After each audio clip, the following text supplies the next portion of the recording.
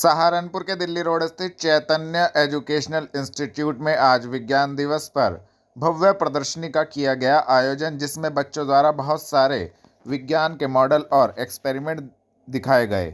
उनके बारे में वहां पहुंचे मुख्य अतिथियों द्वारा निरीक्षण के दौरान विस्तार पूर्वक छात्र छात्राओं द्वारा जानकारी दी गई। इस बारे में जानकारी देते हुए प्रज्ञा हितेश ने बताया कि हमने महान वैज्ञानिक डॉक्टर APJ अब्दुल कलाम से प्रेरणा लेकर यह मॉडल तैयार किए हैं। हम अच्छे वैज्ञानिक बनकर देश का नाम रोशन करेंगे। राष्ट्रीय विज्ञान दिवस के अवसर पर स्टार पेपर मिल, सरस्वती विद्या मंदिर कॉलेज में आज टिंकरिंग लैब व विज्ञान और भौतिक विज्ञान द्वारा विज्ञान प्रदर्शनी का आयोजन किया गया एवं प्रदर्शनी का उद्घाटन IPT के डॉक्टर सुजन चट्टोपाध्याय ने रिबन काट करके। इस अवसर पर विद्यालय प्रांगण में उपस्थित शिवपुरी के वैज्ञानिक कुमार अनुपम तथा लॉ अकादमी के संस्थापक डॉक्टर प्रतीक पवार ने मां सरस्वती के समक्ष दीप प्रज्वलित कर किया और त्रिलोकचंद गुप्ता एवं विनोद माहेश्वरी ने मां शारदे के समक्ष पुष्प अर्पित किए। तो आपका नाम और आज किस चीज़ की प्रदर्शनी लगाई गई है? मेरा नाम CK Singh, I am the principle of this college.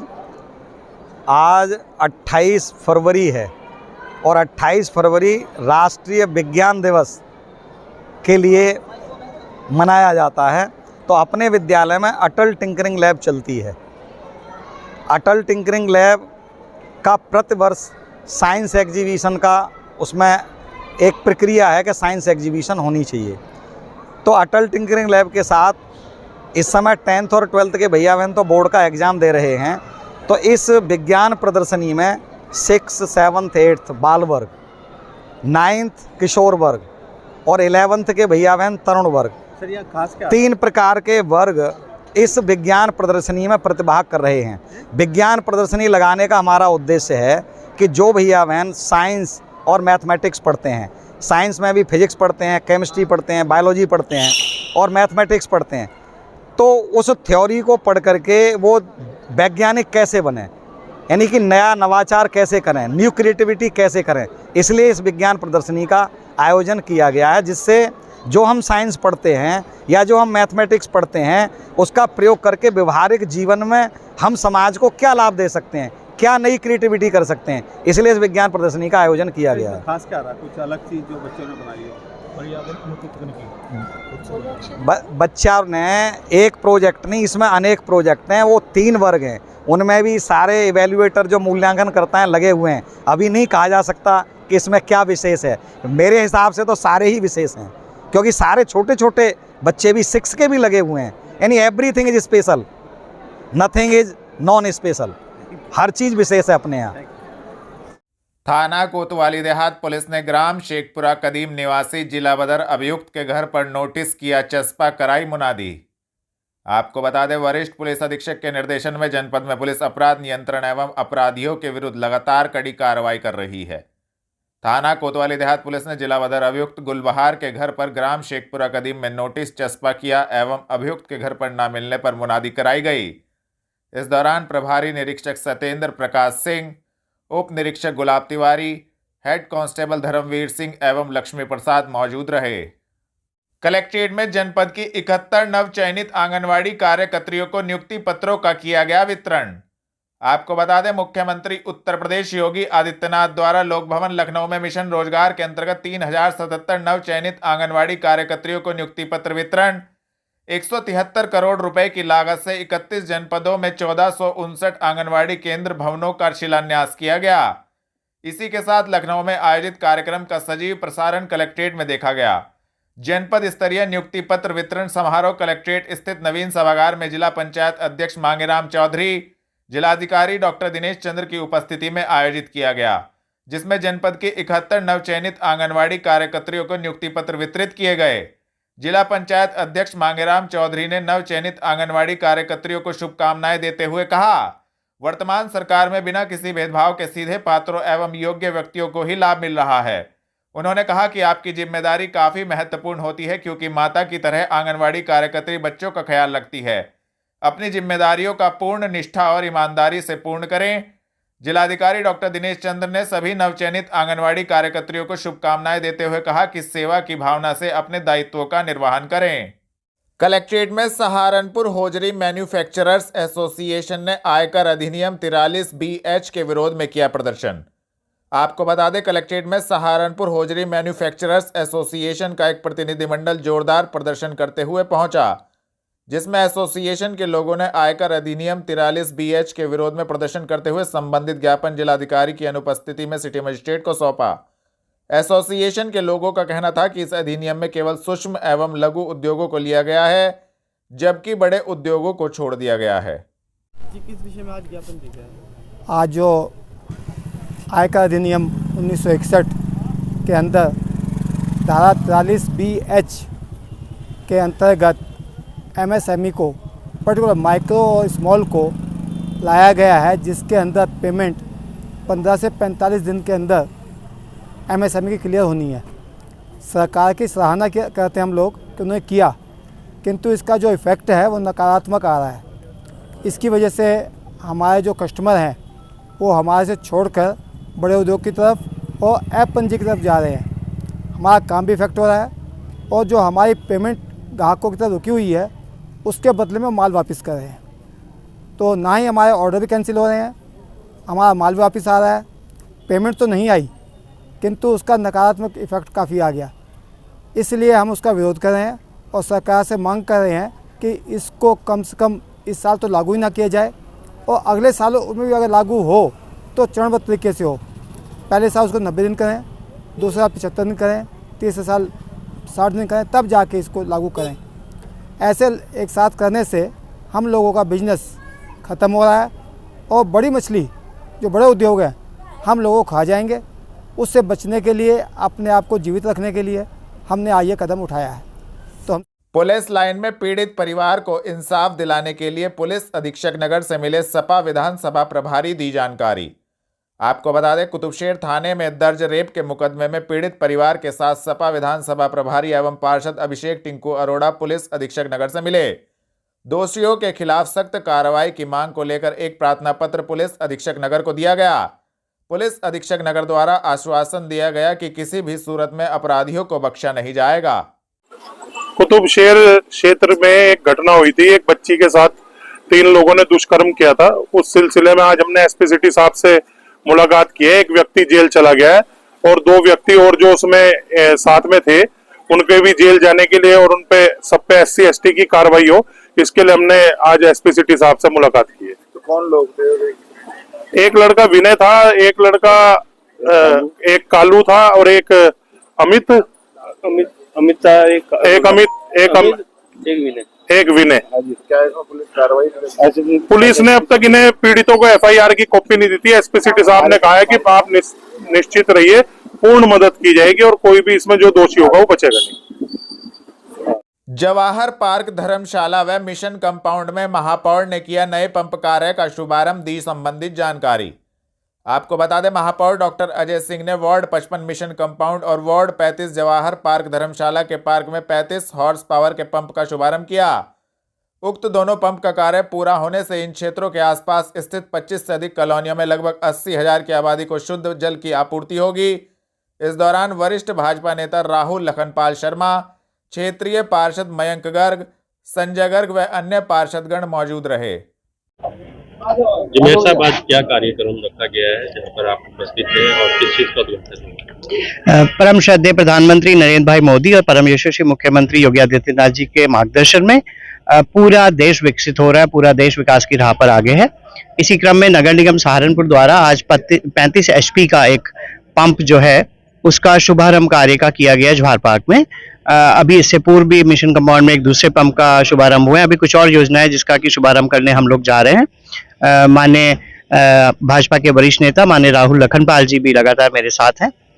एक आपसे बात साझा करूं कि अब अगर देखें देश की राजनीति में, देश के लोकतंत्र में, ऐसा कभी समय नहीं था जब हम लोकतंत्र के महायज्ञ में जाने वाले हैं और प्रधानमंत्री दूसरी तरफ 41,000 करोड़ की योजनाओं का रेलवे का भी शुभारंभ कर रहे हैं। उससे पहले अगर देखा हो सहकारिता में 18,000 करोड़ की योजना का शुभारंभ किया। तो देश के लिए जो विकास है वह प्राथमिकता है और ऐसी विचारधारा की सरकार देश के लोगों ने चुनी है, जिसके लिए एक ही मूल मंत्र है, विकास विकास और विकास। उसी क्रम में आज ये कार्य था। इस वार्ड में ये उद्घाटन हुआ है और कितने, इस वार्ड की बात की जाए तो कितने लोगों को इसको लाभ मिलेगा? देखिए, जहां तक बात है एक पंप की, आप ऐसे इस पंप को एक पंप को किसी तरह ना जोड़ें, क्योंकि जो भी वार्ड होते हैं उसके आसपास के लगे वार्डों में भी पानी की जो निर्बाध सप्लाई है, और पूरे देश में अभी अगर आपको जानकारी हो, पूरा देश 80% से ज्यादा जल नल से जल की दिशा में जा चुका है, तो उसमें फायदे होते हैं, तो आसपास के वार्डों को भी उससे फायदे होते हैं। थाना गागलहेड़ी पुलिस ने ग्राम चांदपुर निवासी जिला बदर अभियुक्त के घर पर किया नोटिस चस्पा, कराई मुनादी। आपको बता दें, वरिष्ठ पुलिस अधीक्षक के निर्देशन में जनपद में पुलिस अपराध नियंत्रण हेतु अपराधियों पर कार्रवाई कर रही है। थाना गागलहेड़ी पुलिस ने जिला बदर अभियुक्त मंगता के घर पर अभियुक्त के न मिलने पर ग्राम चांदपुर में नोटिस चस्पा कर मुनादी कराई। मुनादी करने वाली टीम में वरिष्ठ उप निरीक्षक अनिल कुमार, उप निरीक्षक विकास एवं नरेंद्र पाल मौजूद रहे। को सूचित किया जाता है कि मंगता पुत्र सुलेमान निवासी गांव चांदपुर थाना गागलहेड़ी को एडीएम महोदय द्वारा 6 माह के लिए जिला बदर किया गया है। अगर 6 माह के अंदर मंगता पुत्र सुलेमान जिला सहारनपुर या थाना गागलहेड़ी क्षेत्र में किसी को दिखाई दे तो तुरंत पुलिस को सूचित कर दे।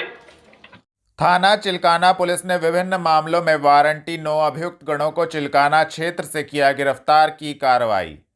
आपको बता दें, वरिष्ठ पुलिस अधीक्षक के निर्देशन में वारंटी अभियुक्तों की गिरफ्तारी हेतु पुलिस अभियान चला रही है। थाना चिल्काना पुलिस ने विभिन्न मामलों में वारंटी 9 अभियुक्त गण उस्मान, इसरार, कुर्बान, पाला, बुद्ध, रईस आलम, बिलाल उर्फ मोटा, असजद, अशफाक को चिल्काना क्षेत्र से गिरफ्तार करने में महत्वपूर्ण सफलता प्राप्त की है। संबंधित धाराओं में कार्रवाई करते हुए सभी अभियुक्त गणों को न्यायालय के समक्ष पेश किया गया है। गिरफ्तार करने वाली टीम में उप निरीक्षक सुरेश कुमार, विजय सिंह, राजेंद्र गिरी एवं अन्य पुलिस टीम मौजूद रही। देवबंद में रेलवे रोड पर एटीएस की फील्ड यूनिट के नवनिर्मित भवन का मुख्यमंत्री ने किया वर्चुअल लोकार्पण। आपको बता दें, उत्तर प्रदेश के मुख्यमंत्री योगी आदित्यनाथ के द्वारा देवबंद में आतंकवाद निरोधक दस्ता एटीएस की फील्ड यूनिट के नवनिर्मित भवन का वर्चुअल लोकार्पण किया गया। इस भवन के बनने के बाद सहारनपुर मंडल में एटीएस और मजबूत हो जाएगी। रेलवे रोड पर आयोजित कार्यक्रम में राज्य मंत्री लोक निर्माण विभाग कुंवर ब्रजेश सिंह, जिलाधिकारी डॉक्टर दिनेश चंद्र, वरिष्ठ पुलिस अधीक्षक डॉक्टर विपिन ताड़ा एवं अन्य अधिकारीगण कर्मचारीगण उपस्थित रहे। जी, आज एटीएस फील्ड सेंटर का लोकार्पण किया गया है। ये बताइए। उत्तर प्रदेश के यशस्वी मुख्यमंत्री योगी आदित्यनाथ जी के द्वारा लखनऊ से वर्चुअल माध्यम से जुड़कर पुलिस विभाग की लगभग 2000 करोड़ रुपए की परियोजनाओं का लोकार्पण प्रदेश भर के अंदर किया गया है। कुछ का लोकार्पण हुआ है, कुछ का शिलान्यास हुआ है। अलग अलग तरह की उनकी परियोजनाएं हैं। 6 एटीएस सेंटर हैं और कुछ हमारे साइबर क्राइम थाना। आज देश का पहला प्रदेश उत्तर प्रदेश योगी आदित्यनाथ जी के नेतृत्व में बन गया है, जहां उत्तर प्रदेश के अंदर प्रत्येक जनपद के अंदर साइबर क्राइम थाना भी आज से चालू हो गया है और लगभग 2000 करोड़ की परियोजनाओं का लोकार्पण हुआ है। उसी कड़ी में देवबंद के इस एटीएस सेंटर यूनिट का भी हम लोगों ने आज यहाँ पर शुभारंभ किया है। एटीएस सेंटर बनने से सहारनपुर, मुजफ्फरनगर, मेरठ, शामली, बिजनौर, इन सब जनपद के अंदर घटित होने वाली किसी भी एंटी नेशन एक्टिविटी का पता लगने पर ये यूनिट यहाँ पर बहुत तत्परता के साथ काम करेगी। अभी इन सब यूनिट की कार्रवाई को एक्टिवेट होने के लिए, इन सब कार्रवाई को संज्ञान में लेने के लिए केवल लखनऊ से कमांड होता था। अब ये 6 अलग अलग एटीएस सेंटर प्रदेश के अंदर आज लोकार्पित हुए हैं। मुझे लगता है कि उत्तर प्रदेश देश का सबसे बड़ा प्रदेश है और यहाँ पर होने वाली किसी भी प्रकार की ऐसी गतिविधि का असर सीधे सीधे देश की सुरक्षा पर पड़ता है। देश की सुरक्षा सर्वप्रथम है, चाहे वो किसी भी सरकार के लिए हो। और आप सब जानते हैं हमारे यशस्वी मुख्यमंत्री योगी आदित्यनाथ जी सुरक्षा को लेकर के, चाहे वो आम जन की सुरक्षा हो, चाहे वो प्रदेश के किसी भी वर्ग के समाज के रहने वाले लोगों की प्रदेश के अंदर सुरक्षा हो, वो उनके लिए पहले पॉइंट पर रहती है। और उसी नाते आज उत्तर प्रदेश की पुलिस को बहुत ही सजग करने का काम प्रदेश के यशस्वी मुख्यमंत्री ने देश के यशस्वी प्रधानमंत्री नरेंद्र मोदी जी के मार्गदर्शन में किया है। आज देश प्रधानमंत्री नरेंद्र मोदी जी के नेतृत्व में और उत्तर प्रदेश योगी आदित्यनाथ जी के नेतृत्व में देश का सर्वोत्तम प्रदेश बनने की ओर अग्रसर है। हमारा जो ध्येय वाक्य है कि सबका साथ, सबका विकास, सबका विश्वास और सबका प्रयास, इस ध्येय वाक्य के साथ हम सबके सहयोग लेकर, समाज के सब वर्गों का सहयोग लेकर आगे बढ़ रहे हैं। धन्यवाद। पुलिस लाइन स्थित साइबर क्राइम थाने का मुख्यमंत्री योगी आदित्यनाथ के द्वारा किया गया वर्चुअल लोकार्पण। आपको बता दें, उत्तर प्रदेश के मुख्यमंत्री योगी आदित्यनाथ के द्वारा डीजीपी उत्तर प्रदेश, प्रमुख सचिव गृह विभाग उत्तर प्रदेश की उपस्थिति में लखनऊ से सहारनपुर पुलिस लाइन स्थित साइबर क्राइम थाने का वर्चुअल लोकार्पण किया गया।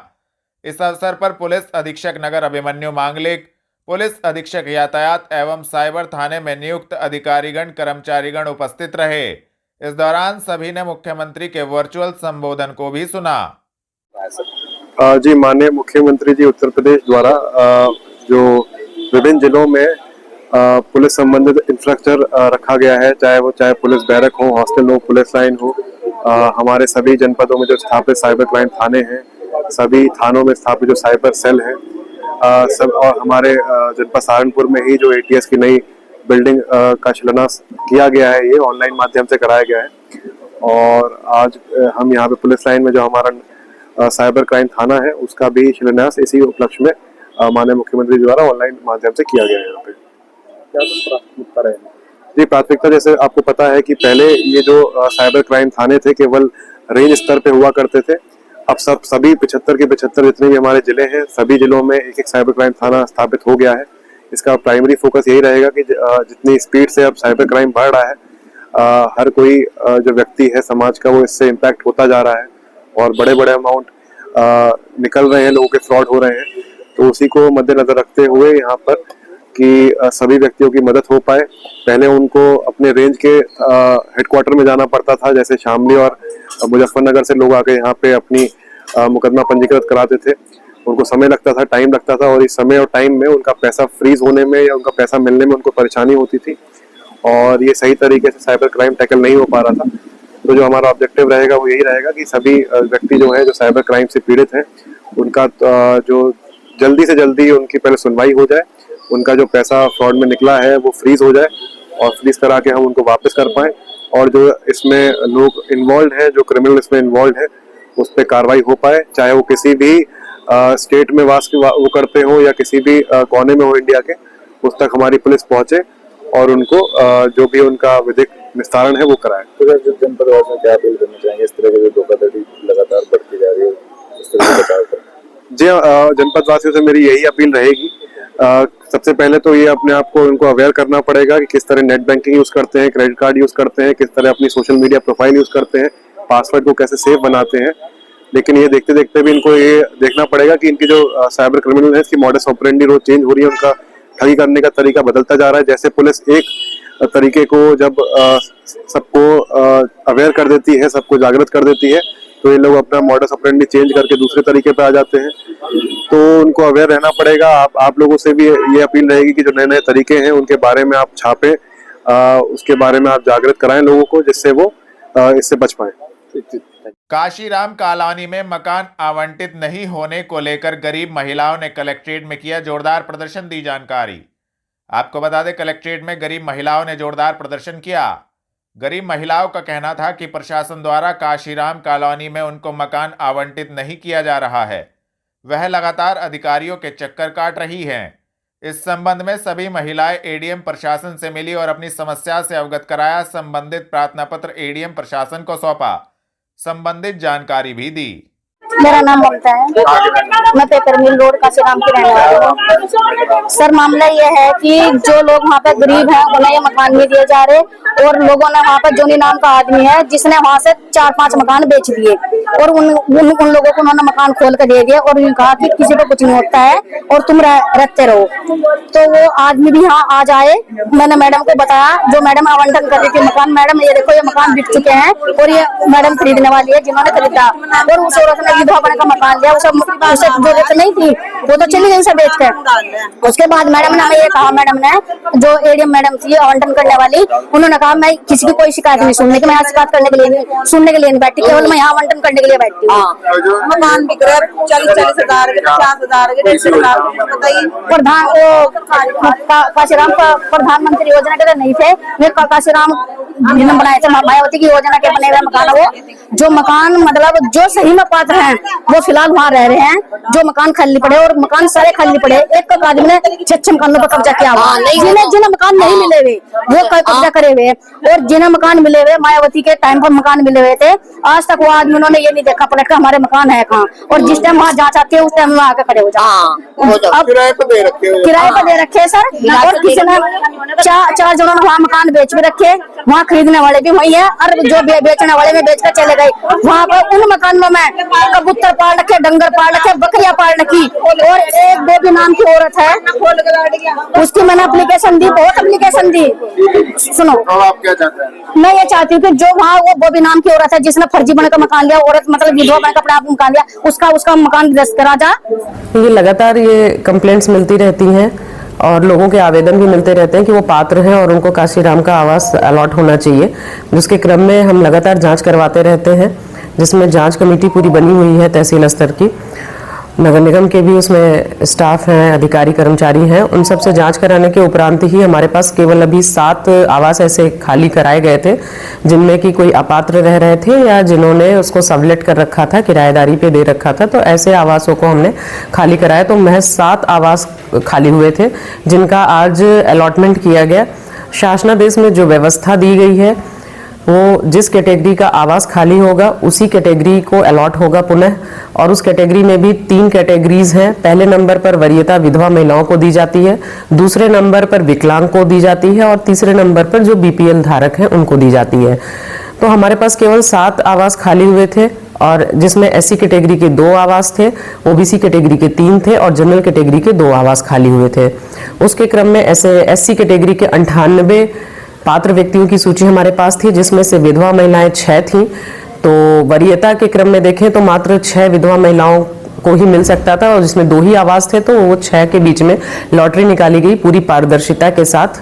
सबको पूरे प्रोसेस को समझा दिया गया, पूरी वीडियो रिकॉर्डिंग के साथ लॉटरी की गई, उस पर किसी को कोई आपत्ति नहीं है। और जो 2 पात्र महिलाओं की लॉटरी निकली उन्हें वो अलॉट किया जा रहा है। इसी तरीके से जो ओबीसी कैटेगरी के आवास हैं, 3 आवास खाली हुए थे और 17 विधवा महिलाओं के आवेदन हमारे पास पात्र महिलाओं के थे, उन 17 की लॉटरी निकाली गई, 3 की को अलॉट किया गया। इसी तरह से जनरल कैटेगरी के 2 आवास खाली हुए थे और 17 विधवा महिलाओं के जनरल कैटेगरी के भी हमारे पास आवेदन थे जो पात्र थी, उनके लॉटरी के माध्यम से उन्हें भी उन दोनों को अलॉट किया गया है। पूरी पारदर्शिता और शुचिता के साथ ये कार्रवाई की गई है, इसमें किसी प्रकार से कोई गलती कोई त्रुटि नहीं हुई है। कुछ लोगों का आरोप ये भी है कि कुछ ऐसे लोगों को जो मकान आवंटित किए गए हैं जिन्होंने वहाँ पर रह नहीं रहे और किराए पर दे रखे हैं। ऐसे आकर के दिन भर में कम से कम 100 लोग मुझे जरूर बताते हैं, लेकिन अगर उनसे मैं पूछती हूँ कि कोई एक संख्या बता दें, नंबर बता दें कि कौन सा ऐसा आवास है जिसके लिए उनकी शिकायत है, तो ये किसी के पास भी नहीं है। सिर्फ एक बेग सूचना लाते हैं कि ऐसे सभी जो है अपात्र हैं, जबकि हर बार इसकी स्क्रीनिंग होती है, हर 6 महीने पर एक जांच होती है, 2-2 महीने पर भी जांच होती है। लेकिन ऐसे जो भी इस तरीके के मिलते हैं, जैसा मैंने अभी आपको शुरुआत में बताया कि 7 ऐसे मिले थे जो अपात्र थे किसी कारण से, तो वो 7 हमने खाली करा लिए हैं। सुस्त जीवन शैली, मोटापा एवं निजी अंगों में किसी भी तरह के लक्षण को नज़रअंदाज करना महिलाओं में गर्भाशय कैंसर एवं पुरुषों में ब्लैडर मूत्राशय कैंसर के मामले बढ़ने का सबसे अहम कारण बन रहा है। ऐसे में बढ़ती उम्र में महिलाओं एवं पुरुषों दोनों को अपने शरीर, खासकर पेट का ख्याल रखना चाहिए। यह बात आज सहारनपुर में पहुंचे जाने माने गायनी कैंसर रोग माहिर डॉक्टर श्वेता तलहन, डॉक्टर जितेंद्र रोहिला एवं यूरोलॉजिस्ट डॉक्टर रोहित डडवाल ने कही।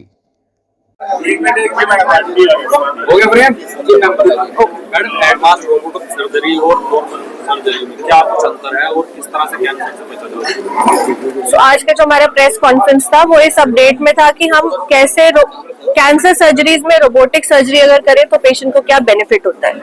सो नंबर 1 ये है कि हर पेशेंट में रोबोटिक सर्जरी हम नहीं करते हैं, जो जैसे सर ने बताया एविडेंस बेस्ड मेडिसिन के हिसाब से जिस पेशेंट में सेफ है उसमें करते हैं। सो नंबर 1 जो यूट्राइन कैंसर है, मतलब बच्चेदानी का कैंसर होता है लेडीज में, उसमें अगर लोकलाइज डिजीज है, मतलब कहीं फैला नहीं, अर्ली स्टेज है, तो उसमें रोबोटिक सर्जरी का एडवांटेज है, क्योंकि यूजुअली हमें यूट्राइन कैंसर मिलता है ओल्ड लेडीज में जो ओबीज होती हैं या जिनको कई प्रॉब्लम्स होती हैं, बीपी, शुगर, हार्ट का प्रॉब्लम वगैरह। उसमें हम पूरा पेट काटने के बजाय की होल सर्जरी से ये कॉम्प्लेक्स सर्जरी कर सकते हैं, तो पेशेंट का रिकवरी बहुत फास्ट होता है, ब्लड लॉस नहीं होता है और पेशेंट बहुत जल्दी अपने नॉर्मल उसमें वापस आ सकता है। So world over uterine cancer में अर्ली स्टेजेस में रोबोटिक सर्जरी अब अपकमिंग है, ऑलमोस्ट स्टैंडर्ड ऑफ केयर बन चुका है। सो जितने भी लोग हैं जिनको बच्चेदानी का कैंसर है उनको ये ऑप्शन जरूर मिलना चाहिए ताकि उनका पोस्ट ऑप रिकवरी काफी फास्ट हो। इसके साथ ही इम्पोर्टेंट मैसेज ये है कि कौन से कैंसर पेशेंट्स में रोबोटिक होना चाहिए और कौन से कैंसर पेशेंट्स में रोबोटिक नहीं, ओपन सर्जरी होना चाहिए, ये डिसीजन कैंसर स्पेशलिस्ट का होता है। तो अगर किसी को भी किसी तरह का कैंसर है तो प्लीज एक डेडिकेटेड कैंसर स्पेशलिस्ट के पास जाएं और उनसे अपने डिटेल में डिस्कस करें कि उस पेशेंट के लिए जो बेस्ट ट्रीटमेंट है हम उसको ऑफर कर सकें। अगर कैंसर की बात की जाए, रोबोट से अभी तक कितने प्रकार के कैंसर के रोबोटिक सर्जरी से जो डॉक्यूमेंटेड सेफ्टी है जो रोबोटिक सर्जरी वो है बच्चेदानी के कैंसर में।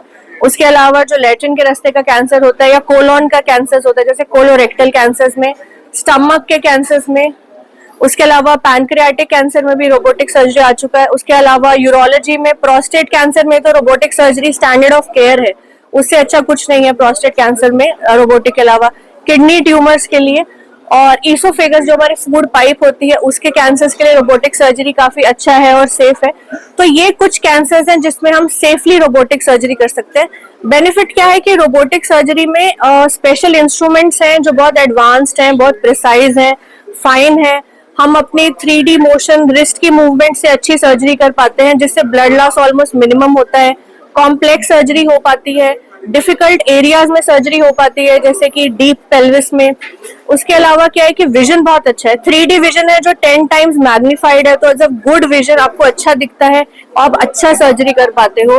सो पेशेंट को काफी बेनिफिट होता है इसका, जो मैंने कैंसर्स बताए उनमें। क्या कुछ प्रमुख कारण होते हैं जिनसे कैंसर होता है और क्या कुछ किया जाए जिनसे बचा जा सके? सो यूजुअली हर कैंसर के रिस्क फैक्टर्स अलग होते हैं क्योंकि हमारी बॉडी में बहुत ऑर्गन्स हैं, तो हर कैंसर के अपने रिस्क फैक्टर्स अलग होते हैं। अगर बच्चेदानी के कैंसर की बात की जाए तो इंक्रीजिंग एज, मोटापा, डायबिटीज, हाइपरटेंशन, अबाउट 5% जेनेटिक भी हो सकते हैं कि जेनेटिक म्यूटेशन की वजह से जो फैमिली में रन कर रहा है। देन कई बार सेकंड कैंसर्स हो जाते हैं, जब ब्रेस्ट कैंसर के पेशेंट्स को टेमोक्सिफिन मिलते हुए 5-10 साल हो गए, सेकंड कैंसर हो गया। सो ये बच्चेदानी के यूट्राइन कैंसर के रिस्क है। ब्रांच है इंडिया में 40